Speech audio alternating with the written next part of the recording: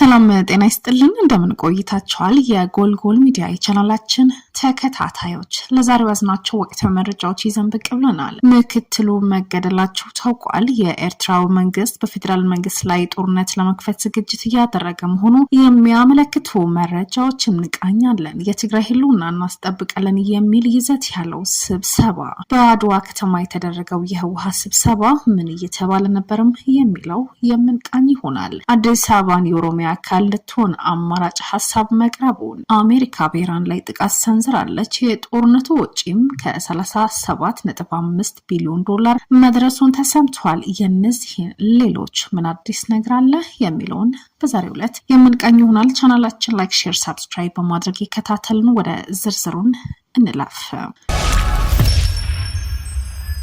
የኤርትራ መንግስት በፌደራል መንግስት ላይ ጦርነት ለመክፈት ዝግጅት እያደረገ መሆኑ የሚያመለክቱ መረጃዎች እየወጡ ነው።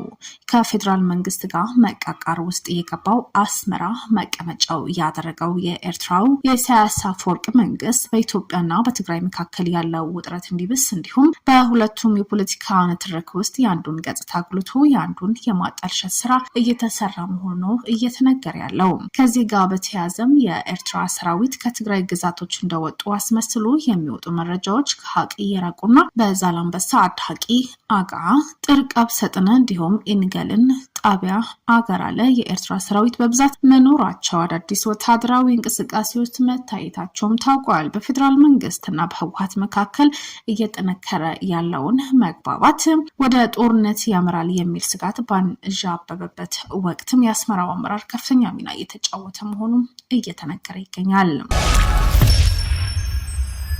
የትግራይ ህልውና እናስጠብቃለን የሚል ስብሰባ በትግራይ ክልል እየተካሄደ ነው። የህወሓት ቡድን መሽኮርመሙን አቁሞ ዓላማው በግልጽ መናገርም ከጀመረ ሰነባብቷል። የብልጽግናው መንግስትን አስወግዳለሁ እያለ ያለው የህወሓት አመራር እኔ ግዛቴን አስጠብቃለሁ፣ የጠየቁት ጥያቄ ሊመለስልኝ አልቻለም፣ ራሴን በራሴ ይከላከላለሁ ሲልም ተደምጧል። የህወሓት አመራር ካለፈው እሁድ አንስተው ህልውና የሚያረጋግጠው በብልጽግና መቃብር ላይ ነው የሚል መሪ ቃል ስብሰባዎች እያደረገ ነው።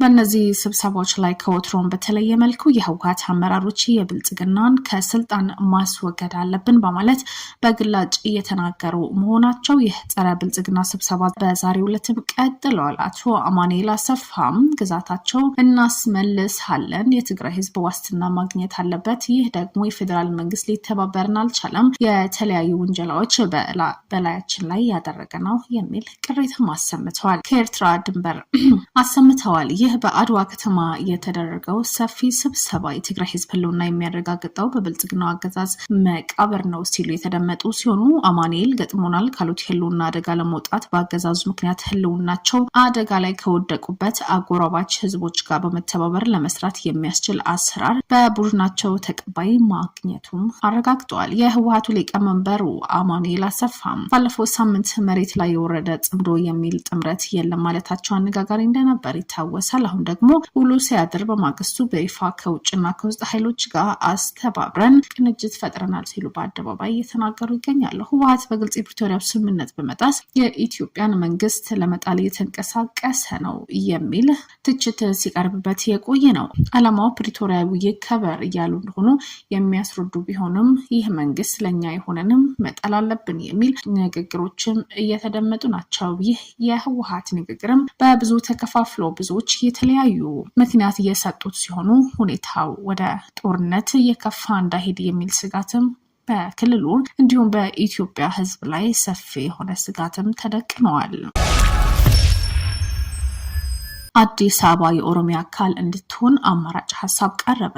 ሀገራዊ ምክክር ጉባኤ 7ኛ ቀኑን ባስቆጠረበት ሐምሌ 14 ቀን ተመካካሪዎች በተመደቡበት አጀንዳ ዙሪያ 10 ተመካካሪዎች በሚይዘው ጥቃቅን ቡድን ደረጃ የ2 ቀን ምክክራቸው አከናውነዋል። ይህ የምክክር ሂደት ለ3 ቀናት ያህል እንደሚቆይ ሀገራዊ የምክክር ኮሚሽን ለተመካካሪዎች ባቀረበው የስራ ቡድን የምክክር ስልት ሰነድ ላይ የተመለከተ ቢሆንም ከ6 በላይ ንዑስ አጀንዳዎች ያላቸው አጀንዳዎች ላይ የተመካከሩ የሚገኙ ቡድኖችም ተቀምጠው ጊዜ ሂደቱን ሊያጠናቅቁ እንደሚችሉም እየተነገረ ነው። ኮሚሽኑ ለተመካካሪዎች ባቀረበው የሀገራዊ ምክክር አጀንዳው የውይይት መሪ ጥያቄዎች ሰነድ መሰረት የአዲስ አበባ ህጋዊ አቋም 4 አማራጮች ቀርቦለታል። ተመካካሪዎቹ አራቱ አማራጮች በመገምገም የከተማዋን ህጋዊ አቋም በተመለከተ ምክረ ሀሳብ እንዲያመነጩ የሚጠይቅ ሲሆን በሰነዱ ከተዘረዘሩት አማራጮቹ ውጪ ተጨማሪ አማራጭ ማቅረብ አለመቻሉ ሰነዱ ያመለክታል። አዲስ አበባ ሲቲ ስቴት ራስ ገዝ የፌዴራል አካል ራሷን የቻለች ክልል የኦሮሚያ አካል ማድረግ የሚሉ ደግሞ በሰነዱ